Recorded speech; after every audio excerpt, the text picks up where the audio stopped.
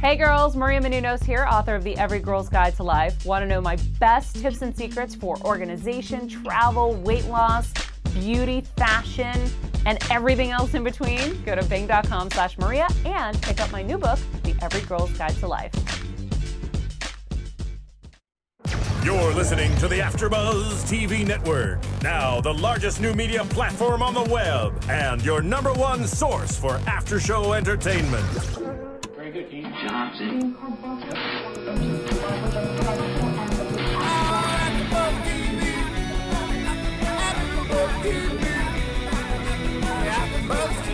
the AFTERBUZZ Studios in Los Angeles, California, and streaming live on Ustream, this is AFTERBUZZ TV for Desperate Housewives. Tonight's host is Derrick Shore.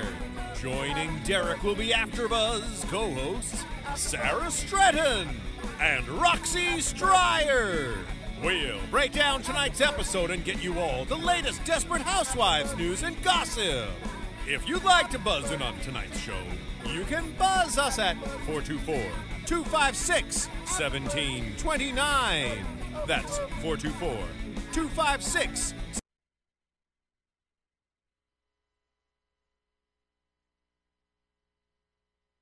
I don't know if we are being heard right now. Well, you know what? I think we're on the air. This is good. This is a good sign. Start. Clearly, we heard our announcer in the open of the show say that we are going to break down tonight's episode. Usually, here at AFTERBUZZ, that is what we do. We break down the episode, we talk about the events, and then we predict what's happening the following week, right? But huge news out of the Middle East. President Obama went on television earlier from Washington to announce that Osama bin Laden has been killed.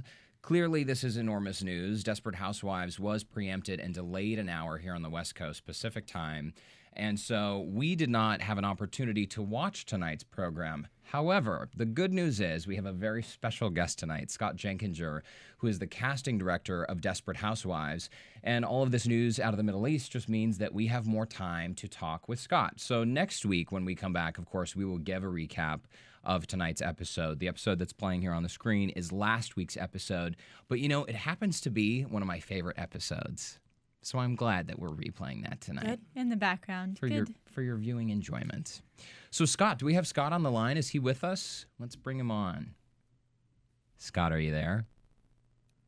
We're getting connected, I think. We're hoping. But in the meantime, let me tell you a little bit about Scott. He is an Emmy Award-winning casting director. He's been with Housewives from the very beginning and is a pretty big deal. He's a very humble guy. I know he doesn't like to toot his own horn, but we will toot for him then. We will toot for him. There we go. I showed you girls a photo of him, right? Oh, yeah. If I could whistle, I would whistle. I mean, handsome. I would try, but sometimes my whistles don't come out. Oh, my gosh. He's going to kill me. What a headshot. Yeah, he's a good-looking dude. He is a good-looking dude. There is no question about that. He's sitting here listening, saying, "Okay, I'm not calling in anymore. Thank you very much for that, Derrick." Yeah, hopefully we haven't embarrassed him too much, so he hasn't been afraid of us. But Scott, can you hear us? No. Nope, we are still talking. No, we're still chatting. I'm guessing we're getting connected through all of our, sophisticated wiring systems. Well, in the meantime, let's talk a little bit about Eva Longoria because I think it's sort of timely. We're going to get to this later in news and gossip. But Roxy, tell us about Eva, where she was last Thursday back in D.C. Well, speaking of the White House, Eva actually was at the White House last Thursday.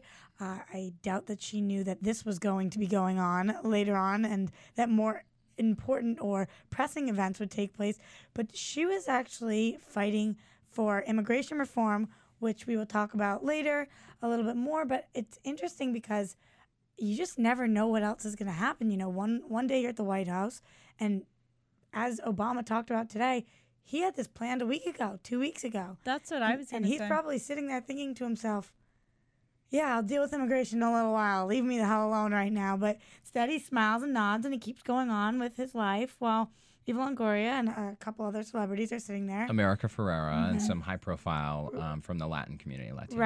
Rosario Dawson and a couple different musicians were all there talking about this. And I can only imagine, what the hell is Obama planning now that in 2 weeks is going to come out? That's nuts. Exactly what I was thinking. I'm just like, how much? He obviously has so much on his mind all the time that he literally has to just be so poised through.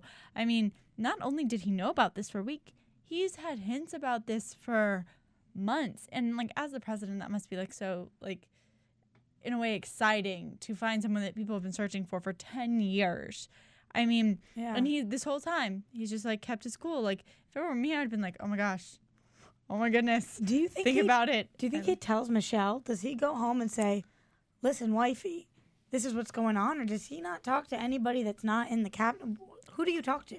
I mean, I when guess you are the president? We'll never really know, but I wouldn't be surprised if he didn't. Yeah, just I think because when it comes to like a high-level CIA operation, I mean, Leon Panetta, who's the director of the CIA, Right. he was directed by Obama a long time ago that this was at the top of their priority list. And I know back in August they got some intelligence saying that they had some good leads, and they spent the last few months really going after this. Yeah. So yeah, I would wonder also if Michelle is included in these higher level discussions. But it's also great, I think, to see people like Eva Longoria at the White House and really, regardless of your position on immigration reform, clearly both sides of the table have some very strong opinions. But it's always nice to see someone use their celebrity for something good, yeah. or for something they believe to be good. Yes, yeah, exactly. A lot of these women really use their status not to go to the mall and have people look at them and ooh and ah and want their autographs, but to actually go out and do things. You hear about these women doing such unbelievable things, especially on this show. I've noticed week after week we'll talk about the news and gossip, and Eva Longoria being one of the main celebrities who really is trying to make a difference and fighting for things like immigration and going to different events. What was that?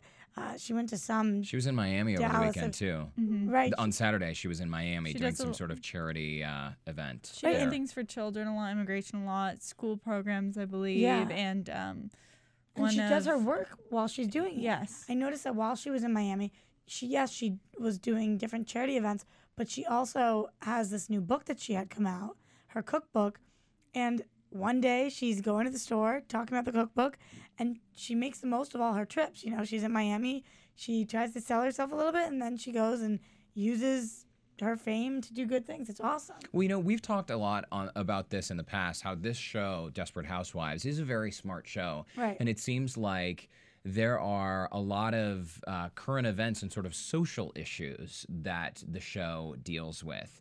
And one of the things that I think is so remarkable about the way that it's done is oftentimes humor is used to sort of break the ice and get that conversation going. As funny as this show is, they are able to take some very serious issues and sort of lay them out on the table. Obviously, there's always death and drama and some sort of, they're able to make death a little funny in some ways. But you have the gay couple living on the street. You have Bree's son, Andrew, who is gay and married officially to his husband, even though they've recently split. So being gay is funny.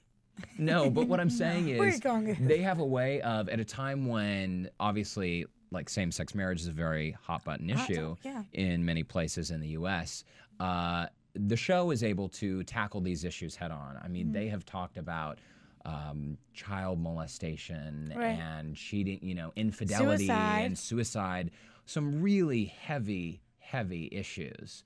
And I just think a smartly written show is, not every show can do something like that. It has to be written with care and done in a very smart way. They touch things on all levels, like from the intimate family relationship issues to greater things like immigration and things that really affect large populations of people. Like, it goes beyond the struggling marriage and the mother-son relationship. It goes beyond that to their relationships with really the whole world, and it's written very well. And immigration, like you said, I was completely spacing on the fact that there was the entire storyline with Gabby and her daughter Grace and their family fleeing because immigration was coming after them. So why aren't other shows able to accomplish this as well? I think other shows...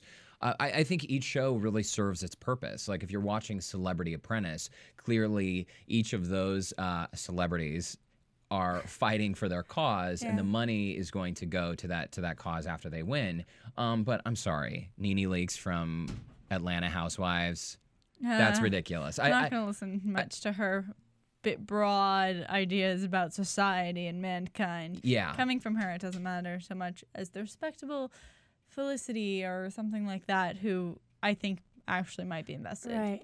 You know, just as we're watching this right now, I thought this was a very interesting storyline that we touched upon last week, but we didn't really get to go that far in depth about being a woman and being, what was she called? She's the plus one. She's the plus one. I thought this storyline was so interesting. We're talking about smart stories. Here we have this woman who isn't a housewife. She's a desperate housewife, but she's not known as a housewife on the street. Mm-hmm. Of all the women, she is the working woman. Being referred to as a plus one, I don't think I've seen another television show discuss this issue. And like this one has. Well, you know, they did, I think, strike a lot of nerves with this, because it is, you know, that there are a lot of women out there who are feeling very empowered and saying, hey, wait a minute. I'm not subservient to my husband. I'm not going to be arranging flowers at some conference. And in some ways, I felt like, obviously, this drama was heightened where this woman stands up in the crowd and blows a whistle and is like, come on, ladies, like, let's do our activity. Buddy up, partner up. I mean, is that really realistic today? Right. But Maybe. In LA, I would say no. In LA, women would be like, excuse me. Oh. On the phone, we have our special guest. Yes. Scott, can you hear us? Can you hear me now? Yeah. We can totally hear you. We are so glad. Thanks for hanging out with us on this Sunday night. Well, thank you. What a night, huh? I know. So here's some big news. No one saw that coming out of the Middle East. Whoa. So sorry to pull you away from all of this coverage, but we totally appreciate having you on the show. You realize that you're kind of a big deal, right? Yeah. No, you're wrong. see, and I told the girls before you came on the show that you are probably one of the most modest guys that I know. Oh no! Stop it. Oh. We have actually embarrassed. Yes. Why are you embarrassed? Nothing. No, for no reason. You're very kind. Thank you. Well, you know, you can watch live right now on Ustream.com if you go to the homepage and you click on the AfterBuzz TV logo. So send it out to your friends. But the show is also archived, so we can tell you how to find that. You can find it on iTunes and Did you just in case. Hear us before talking about the headshot that we saw of you and how pretty you are? Did you hear all this? Oh my God! Yeah, I kind of heard that, and then it hung up. Mercifully, tuned yourself hung out. up.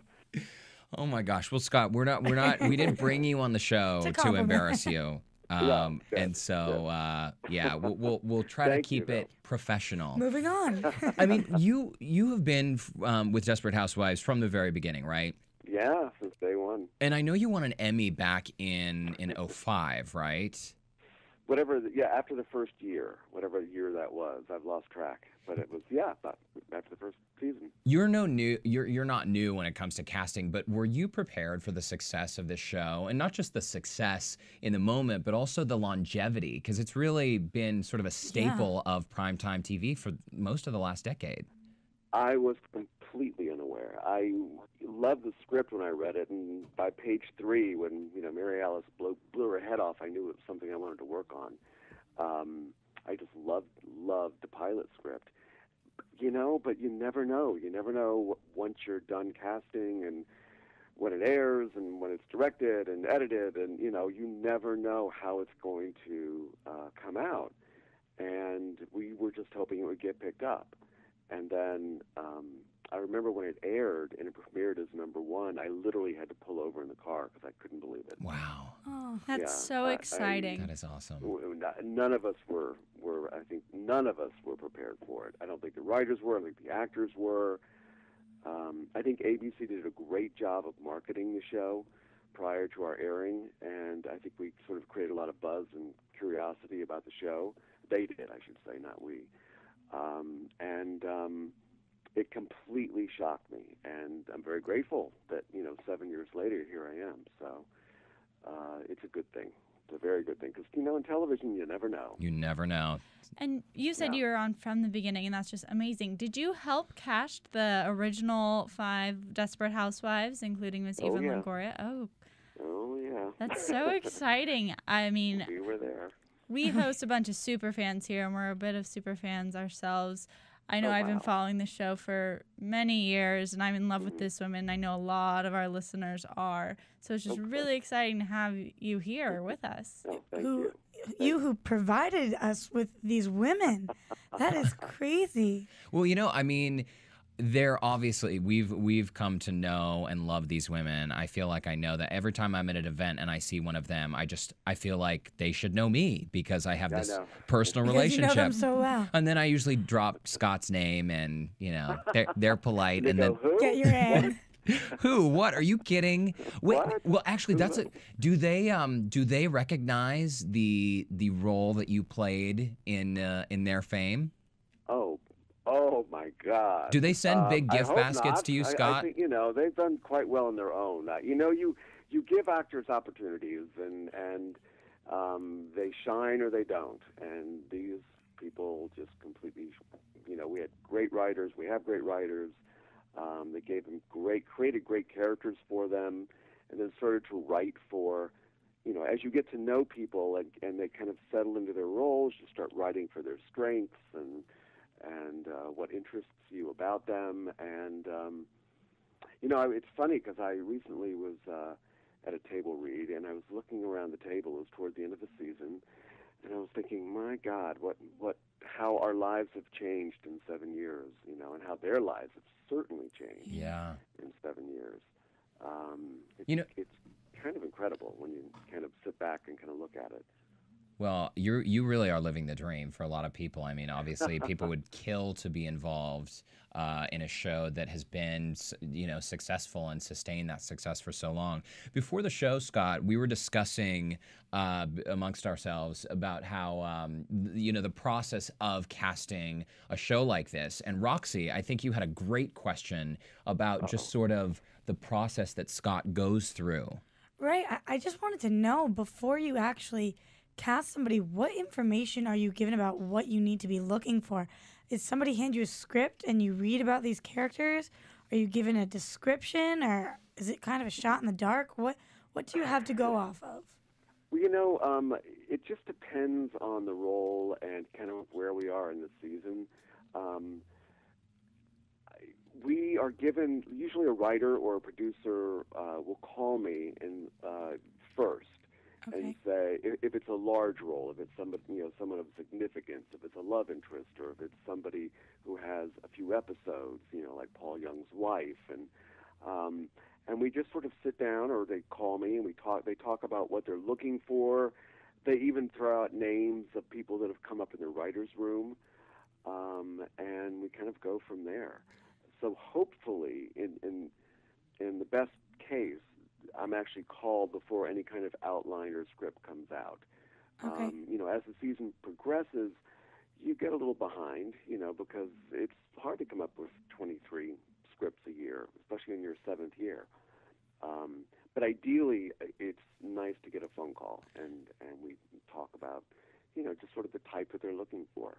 Right. So you just gave the example of Paul Young's wife, Beth. Mm-hmm. So, for example, when you were called about her, to ask about her, how do you even begin to start looking? I mean, there's no master list of actresses out there. So how do you go and find people who are less known, or do people just come to you, and how does that work? Well, the woman who played her, Emily Bergel, I cast her in an NYPD Blue episode years ago. So I was aware of her, and I've seen her on Men in Trees. And, as a casting director, you just sort of have a file cabinet in your head of some people that you like. You also release a breakdown to every agent and manager in town, and they send you ideas. So it's a little bit of a combination of agents and managers sending you their ideas, you going to lists, you going to your head, and just sort of, there's a couple of ways to go about it, and it's sort of a combination of all that help. And are you sifting through thousands of people? I mean, I imagine that it's sort of like, obviously the agents are being helpful because you want them to send you ideas, but you also don't want to get flooded with all of these like random girls. And you can get flooded. You can have, over 1,000 submissions for, holy crap, Doctor Number One. No. Wow. Yeah. So what do you do in that case? Do you see all What of do you them? do with that? Yeah, I mean, that's a lot. You look at them. I look at every submission because it's all online now through this service called Breakdown Express. and I looked through every one of them.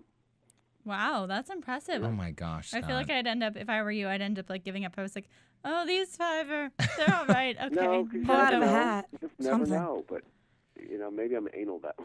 But that's you know what? Great. That sounds like a great characteristic. seems I mean, it sort gives of- hope to everyone out there who's auditioning. And it's also like, if you're a casting director, I would imagine it's the mastering the art of recognizing subtlety. Like Beth, as long as we're talking about her, I think that's a great character. And Emily, you said, is her name, that actress? Mm-hmm. Emily Burkle. The way she played that role, I mean, clearly there are going to be a lot of people out there who can deliver a line and look good on camera and maybe be matched up with the ensemble fine. But it seems like that subtlety is really sort of critical and perhaps why it's necessary to look through all of those submissions, Scott. Yeah. And we had auditions. Yeah. We brought people in and we heard the lines. And Mark Cherry sat in on those auditions and gave notes and gave, suggestions. And he's really good with actors. He's very, he knows what he likes. He knows what's in his head. So he's really articulate in letting actors know what he's looking for. What is the dynamic there between Mark and the network and you when, clearly, let's take Vanessa Williams, for instance. She is a huge addition to the show. She has added so much, I think, to this season. Can you sort of give us a little bit of the behind the scenes about how something like that would play out, a decision like that? Well, no, to be honest with you, I that came from ABC. ABC was like, we really love Vanessa. Ugly Betty was over, and we really love for you guys to find a spot for her on the show. That was a call that went directly to Mark. And then it was up to Mark to meet with her to say what could I write for her? How would she fit in? What kind of character could I create? How could it be different than Wilhelmina from Ugly Betty? So that was really between Mark and the network. Okay, that's so interesting. I can't take credit for Vanessa. So moving away then from Vanessa, on a regular basis, how do you and Mark work together, or you, Mark, and the network work together? I mean, I'm stealing this question from Roxy, as she mentioned earlier. Is there a thumbs-up process, or... Yeah, how many people have to clear this before somebody gets cast? Yeah, and who wins the battle if there is one? So many questions. What battle? Yeah, well, who wins the battle if there is one? If there's disagreement. Mark is a very nice guy. He created the show. He wins the battle. Okay. It just, it depends on the role. And let me say that since January, Mark's been working on a new show, Hallelujah, a pilot. Yeah. That we did, I cast and we produced. So we have other showrunners right now that Bob Daly has sort of taken over the reins, for the last part of the season. So every audition that we have, and I don't know any casting office that doesn't do this, we tape. And then we show with the director and various other producers in a casting session. And then Mark Cherry, when he was, actively on the show, would look at our top 3 contenders and say, this is what I'm looking for, this is the person. And now Bob Daly has done that in the last, 6 or 7 episodes. So the network really gets involved with the larger roles, the arcs, the regulars, more than the day-to-day guest stars or guest cast. But they really weigh in heavily on the larger roles, like the Beth, and they sign off on that.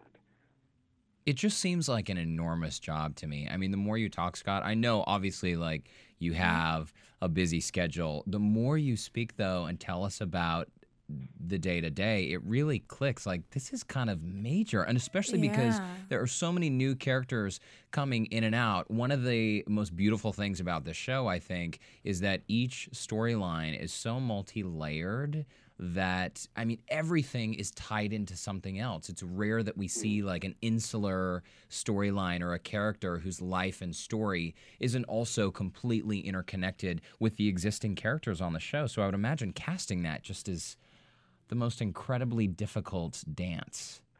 Well, it depends on the week. Sometimes it is, and sometimes it isn't. It depends on what they're writing and how quickly I can get, audition material prior to the shooting of the episode, so that I can, sort of do due diligence and try to find the right people.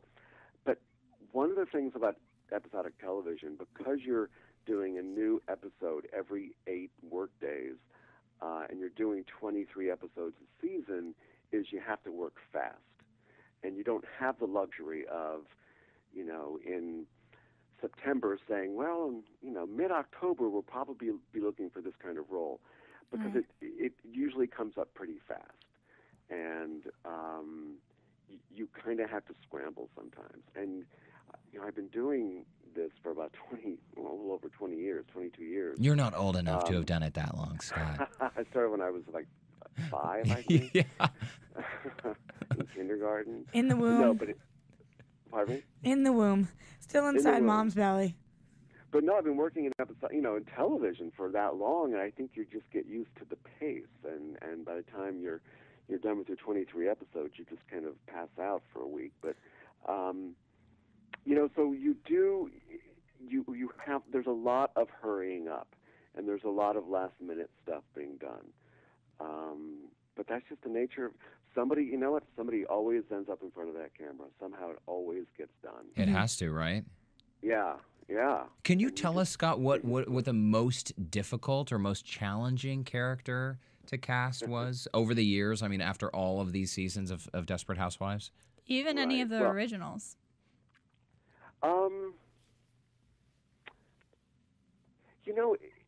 The originals weren't the originals. The women weren't.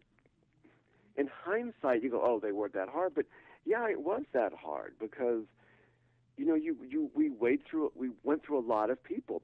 A lot of women wanted those roles because they were great roles for women. Hell, I wanted one of those roles. Are you kidding me? I know. Your agent called me, I think. Really? So embarrassing. So it was, boy, looking back on it, we really, we just we cast and crossed our fingers, which I think you do a lot of times. Even with the best actors, you kind of cast and then you cross your fingers. And everybody just was more than I could have ever hoped for. What was your original question? Oh, the most difficult. Yeah. There are 2 roles, I think, that looking back were the hardest ones. And they're kids. Juanita was very difficult. And we found her in Texas. An agent represented her here, but said, I think I have somebody for you, but she lives in Texas. So she went on tape, and she's actually Demi Lovato's sister. Shut up. Yeah. And wow. From the same 2 parents?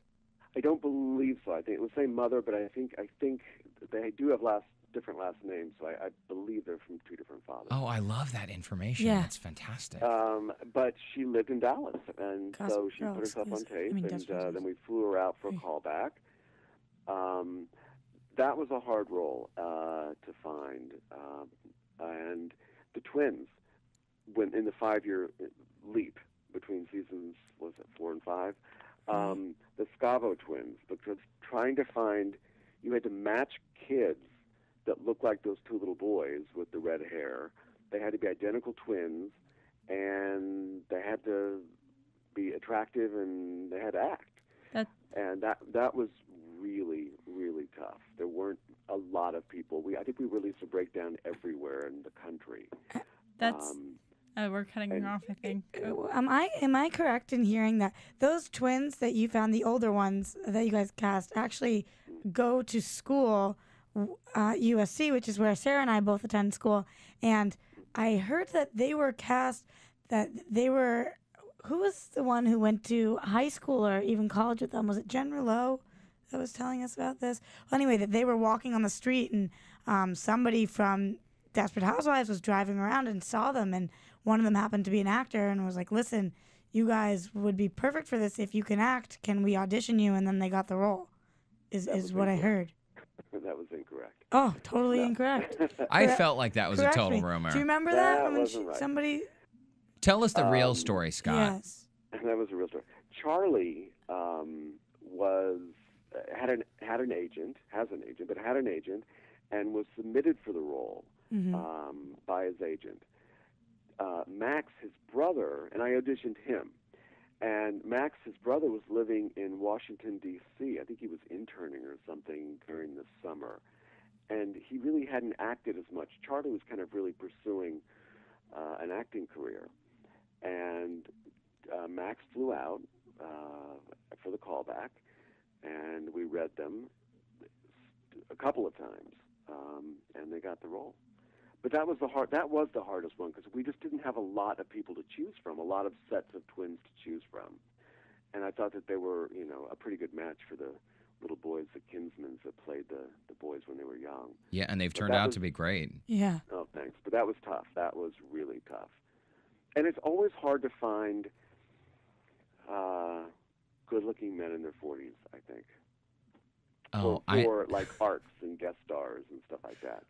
That can be, for love interests for the women. We've been lucky with Kyle MacLachlan and Nathan Fillion and, some of the people that Neil McDonough. Why don't you cast yourself in one of these roles, Scott? You're very kind. Or Hello. You can have you're too young to have the role. I'm saying, Scott, once you get into your 40s, we could perhaps cast you as one of the love interests on the show. We are very lucky. We are talking to two handsome men right now. That's true. So, Scott, they're much older than I am. Pardon me? I am way older than Scott is. Look how much of your time we have taken up. We have a couple more questions if you can hang with us. I need another one. I just saw the look of panic on Roxy's face. Can you hang out with us for another couple minutes? Sure. Okay. Okay, I just want to know. So you're talking about you have to make these rapid decisions and they kind of get thrown at you. What does your work day look like? Do you work a 9 to 5? Are you up at 2 in the morning? Do you get calls in the middle of the night? What does your day look like? No, thank God I'm not up at. Well, okay. Yes, I'm up at 2 o'clock in the morning worrying. I'm worried for you. Stressful. Are you having sex dreams about Susan and Paul Young? I think that's a yes. That is a guilty laugh. No, it hasn't come to that yet. But, Good. Now watch tonight. I'll have that dream. Yeah. Or about us. Yeah, my days. It depends on the day. It depends on the demands of that week's script. I'm usually there. A good day would be like 9:30 to 7. That would be kind of a normal day, or 9:30 to 6:30. It's a long day it just still. Depends on, and that's not really a long day. I mean, I know people who are in the office all till 10 o'clock at night. It's a long day. Now, when you're doing a pilot, you are there, 14-hour days, and sometimes 6 or 7 days, in a row, without taking any days off. But that's a pilot. That's insanity. But a general episode, I can usually, if you use your time wisely, you can usually get out, get in by 9:30, be out by 6:30, if you use your time wisely and you get the information that you need to do your job.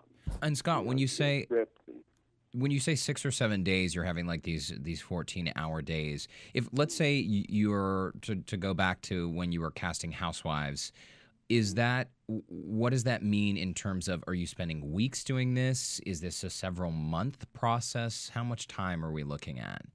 When we did the pilot? Yeah. Oh, okay. We started in January and we shot it in March. And you're sort of working around the clock for those few months. On a pilot, you are. You're there Saturday. We had casting sessions on Saturdays, and you're getting caught up on Sunday.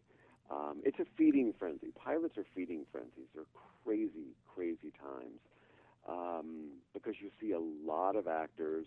You get a ton of phone calls. The studios and networks are all over you, trying to either and facilitate and help, and also to find out information, see where you are, crazy, make suggestions. So there's a lot of work involved and a lot of panics because you have offers out and you're hoping that people take your offers, and you're reading people, and it's not fun. But it's how we do our jobs. Well, Scott, is there any? I promise we'll let you go right after this because I so appreciate, all of us appreciate the fact that you've taken so much time. Well, you guys are up late for a Sunday night. Well, you know, we typically watch the show from 9 to 10 West Coast time, and then we go on the air live at 10 o'clock to discuss for about an hour. It's pretty cool. We all love Desperate Housewives. Yeah. Is there anything? Obviously, we have a lot of fans out there who really worship the show, super fans as we call them. Is there anything? As we call ourselves. As we call ourselves. Is there any little bit of inside information, perhaps about, you know, a new character coming on the lane or something that we can look forward to in the next few weeks before the season finale? What can I tell you?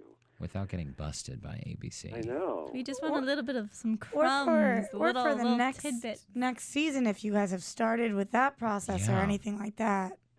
Well, we haven't really talked about next season yet, or they haven't told me about it. But there is a character that was introduced tonight that we're going to see for a few more in the episode that got preempted or pushed back. Okay, well that's pretty good. And that's all I will say about that.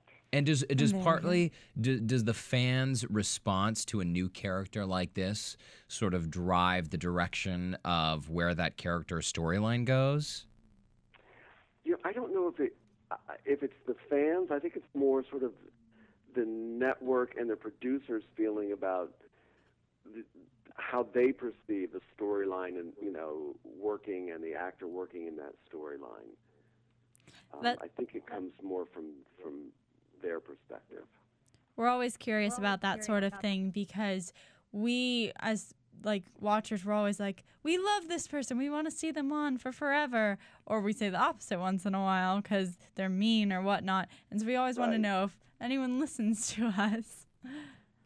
Oh, I think they do. I'm sure they go on the message boards and find out what, you know, who likes what. There are characters that I'd never wanted to see leave. I didn't want to see Carl, you know, Susan's ex-husband, leave. I loved that character. I was a fan of Carl, too. Speaking of good-looking men on the show. Brian Austin Green. Oh, don't even go there. Oh, my gosh. He's my heartthrob. Well, I was really sorry to see that character go. So you and me both. You know what? I was actually happy to see his character go. Because there were so many sighs and sobs and dramatic sounds coming from these girls' mouths. What are you talking about? Every week when he would appear on the screen. So, R.I.P. his character. Well, Scott, he worked. That character actually was more involved than I think the writers thought he would be at the beginning, and that's a tribute to what Brian brought to the role. He was just great and great to work with. Oh, people seemed to absolutely love him. Great to work with. We love him, every part of him. Yeah. We wish him nothing but great things. Well, Scott, and we also wish you nothing but great things. Seriously, thank you so much for coming on our show tonight. Scott Genginker, for all of you out there watching or listening, you should Google Scott or perhaps visit his IMDb page if you want to see him out there holding his shiny Emmy in his hand. That's quite an honor. I mean, seriously, Scott, you're a big deal. You need to recognize that. Mm-hmm. You're very kind. Thank you. Let's just all pray for world peace. That's more important. You know what? On a night like tonight, that is very appropriate. So that's what we need. Thank you for that. Well, Genkinger, Scott Genginker. Google this guy. And again, Scott, thank you so much for taking so much time to chat with us tonight. You're very welcome. I'm flattered you asked, so thank you. Thank you. Of course. We'll talk to you later. Have a good night. Thanks. Good night. So, you know, that is fantastic, I think. I'm like mouth dropped still right now. He's awesome. Isn't he cool? What a good guy. But you know what? I was so concerned coming in. Of course, I was listening to Obama on the radio driving on the way to the studio tonight. Right. And I was thinking, wow, we're not going to be watching a show. We're going to have nothing to discuss. And you know what? I think that this worked out perfectly because on any other night, we would have felt like we needed to rush. Right. And I think it was such a luxury to have Scott with us so long. Still have more questions that I always want to ask. Me too. What a humble guy, though. He felt so easy to talk to. I mean, it was just... He would say everything naturally, and I felt like he was really honest, and it was great. Well, maybe he'll come back to us. Maybe, Scott, if you're listening out there, maybe we can convince you to come back next time. If we're lucky. He should come back for a live visit. Actually, that would be great to have him in the studio. Just Then to people look could at really even. see him. You know, it's interesting, too, I think, to this conversation with Scott really puts things into perspective in terms of there's a magic to this show, I think. Desperate Housewives is such a great... This ensemble works so phenomenally well. I don't know about you guys, but you ladies, rather, but I cannot imagine any other women playing those roles. Can you? No, they are those women. They are casted so well by Mr. Scott that they embody them. Like, I sometimes end up interchanging their real names with their character names. Yeah. Like in my day-to-day life, like I'll be talking about Terry Hatcher and I will call her Susan. And I'm like, that's Brie how... is Brie. It's always Brie. Oh, that's the one that does it for me. Well, and remember that Brie, Dana Delaney, had been approached for that role before Marcia Cross was cast. And I remember hearing that later, you know, seasons later when Dana Delaney ended up coming onto the lane. I remember thinking, oh my gosh, I cannot imagine Dana Delaney playing this role because I think Brie is just so, you know, maybe it's because that's all we've ever known. But honestly, it just seems like some of the best casting decisions are made on this show. You think about the major movie stars that were offered roles. I know that Shirley Temple, the actress Shirley Temple, what's her name? Whatever. She was offered Dorothy in Wizard of Oz originally. How crazy, you know, it could change the entire thing. It's like, why do these people say no? And thank God they did, or why did I don't know. I always think about that. Well, and every once in a while, I mean, that's a great example of Wizard of Oz because Judy Garland was so iconic in that. And you're right. How you can't imagine when Anybody we have these else. Totally. And Desperate Housewives, because it has become such a runaway success. And literally, I remember when the show premiered. And I've always been a reporter and kind of a news junkie, and so television was just like always CNN, right? And I remember when Desperate Housewives premiered, sitting on the sofa thinking, wait a minute, this is free? I can turn on my television and watch stuff like this? I was so entertained. Overnight, this show was a phenomenal success. Complete. I remember, actually, this is one of the first, like, more adult shows I ever watched, and I remember I watched it with my mother, and I remember being like, oh my goodness, this is so intense, and, like, of course, I was completely overwhelmed, and half the stuff was going over my head. My mom loved it, and I loved to watch it with her, and I remember everyone talked about it. Did your mom like soap operas, by the way? Because this is, you know, the perfect primetime soap opera. That's like my mom. I was going to say, I think that discussing what we were talking about before, how this show is one of the, I mean, we are very young, and it is one of the more adult shows that I watched as well growing up. And it's so important that they talk about such serious issues because I was watching with my mother, and I was given a chance to bring things up that I didn't know what the hell was going on. What is being molested? What is it to commit suicide or have a parent who does, or immigration things, you know? And they do it in such a tasteful way that you can watch it and you can discuss with your friends, with your mother, whoever it is. It's important. Well, this show there's is my 2 cents on it. Important. Well, your 2 cents are very important, Roxy. Thank you. This show has become really so iconic that it's, you know, obviously when the box sets, long after the show goes off the air, there's always going to be that special, you know, Desperate Housewives place. I mean, think about how many shows have come off this show. I mean, you have the Real Housewives of every city in the nation, but like that all came from this, and the people, like, they knew there was such an audience for those shows because of this show. Yeah. Now, I think we better get to our news and gossip. We're being asked in the booth to talk about the news. Do we need to take a commercial break, guys? DJ Jesse? Okay, why don't we roll into news and gossip? Yeah. We'll have Jesse take it away. AfterBuzz TV News. So this past Thursday, Eva Longoria went to the White House to meet with President Obama to talk about the immigration reform. Joining her were fellow celebrities Rosario Dawson, America Ferrera, and Emilio Estefan. Obama stressed his commitment to the overhaul, the support for the DREAM Act that would help young immigrants become legal and receive an affordable education. She said, quote, obviously we're all disappointed that it didn't pass, and they're wonderful students. You know, I know we had discussed talking a little more about news and gossip tonight because we're tight on time, though. We had so much time with Scott. We can just sort of move through and tell our friends at home. Yeah, we covered that one also. Yeah, we covered this, and, you know, she's a jet setter because a couple days later she was in Miami doing more for charity. Right. At the Rally for Kids with Cancer Scavenger Cup, at the Eden Rock residence in Miami Beach on Saturday, improving the quality of life for sick children in the Miami area. Terry Hatcher was nervous while shooting this season's season finale. While talking about the filming process, she said, quote, "That's one of the only scenes we've ever shot on Housewives where I was in the middle of shooting it, and I thought, I don't think I want my daughter to see this." She added, "I think Susan is dealing with some survivor's guilt, and I think that comes out in her obligations to Paul." I love that. That's funny. I was like, well, she has seen you go up and down a stripper pole and walk around in lingerie. I mean, I guess this is pushing it, but it's just. Well, we still don't even know what happened. It's talking about the season finale, so I wonder. I wonder what the scene is. I thought, for some reason, when he read it, I thought he was talking about last week with the Paul Young sex dream. But no, it sounds like something. Yeah, it sounds like a little spoiler alert there. Oh my gosh. Well, Terry Hatcher is trying to get a lawsuit against her to us from the courtroom. Jennifer Glassman, her former friend and business associate, is suing her for fraud, wrongful termination, and emotional distress. Glassman claims she was fired after she helped Terry launch a website for which she was supposed to get 50% of the profits. Although she was vice president of Hatcher's production company, she never got the deal in writing and is not claiming that she has had to deal with Hatcher's mood swings and unusual requests.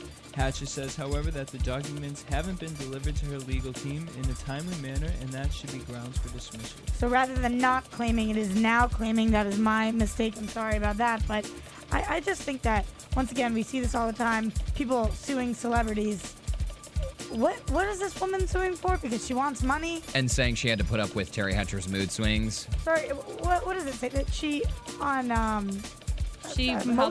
emotional distress? You can sue somebody for emotional distress? Oh my gosh, totally. I mean, people do that all the time. What the hell is that?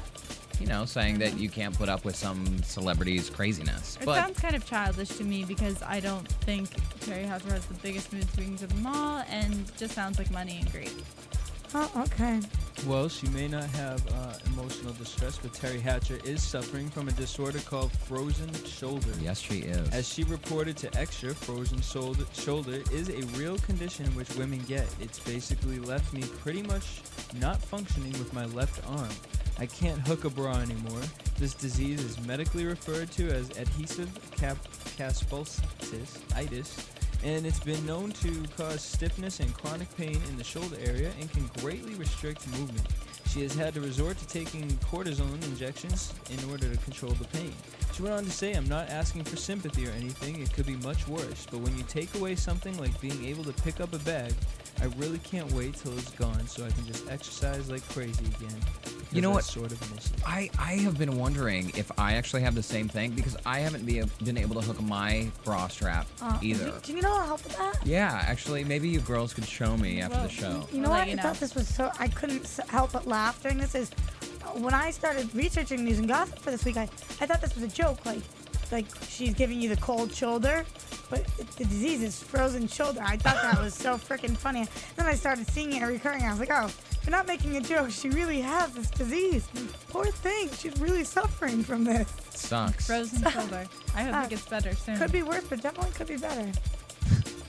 Well, Vanessa Williams is planning on writing a motivational book with her mother, Helen, reported EW.com.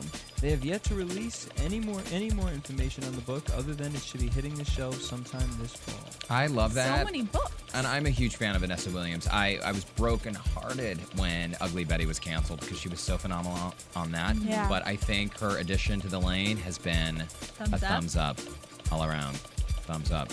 What is a motivational book? What would constitute as that? Just I would say Maria Menounos' Every Girl's Guide to Life, which is in stores now from the #1 best-selling author, Maria Menounos. Oh my gosh, we happen to have a copy on the desk, DJ Jesse. A motivational book. That's pretty motivational. Sarah, do you just bring that around with you everywhere you go? You know, I carry it around. See, there Roxy, we go. Bits of advice. Motivational, by the way, is just a glossy word for self-help. Yeah. It's really about getting people to get off their couch and go out and be fabulous. Yeah, I just wonder if this is a diet book or a meditation book or a book of quotes that help motivate. I guess we'll find out. Did she just wake up one morning and say, I would like to motivate through a book? No, so a publisher probably called her and said, hey, girlfriend, you could make a few bucks if you write a little book. So let's just come up with whatever we can. There we go. All right, that's your news and gossip for this week. Thanks to DJ Jesse in the booth. And again, tonight as we told you at the top of the show, huge news has preempted tonight's program. And now we're hearing predictions. Clearly because we, the host, the girls and I did not have a chance to watch this week's episode. Hard to predict. We're not going to be predicting for you. But next week, we promise we will be back, same time, same place. And we'll talk to you. We'll give you a recap of the show. I can't promise that we're going to have a guest as fantastic as Scott Genginker, the casting director, But you never know.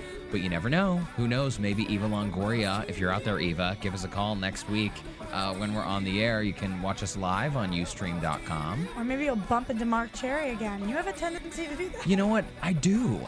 And it tends to come in waves. Yeah. So fingers crossed. It's hard to be a celebrity, isn't it? And actually, if you girls run into the Scavo twins on campus, That would be a good one. get those guys to I call wonder if in. he's living in Yeah, I don't know. Who knows? Let's see. Well, from all of us here at AfterBuzz, thanks again for joining us tonight. For DJ Jesse in the booth and our producer Phil, thanks for tuning in. We will see you again next week.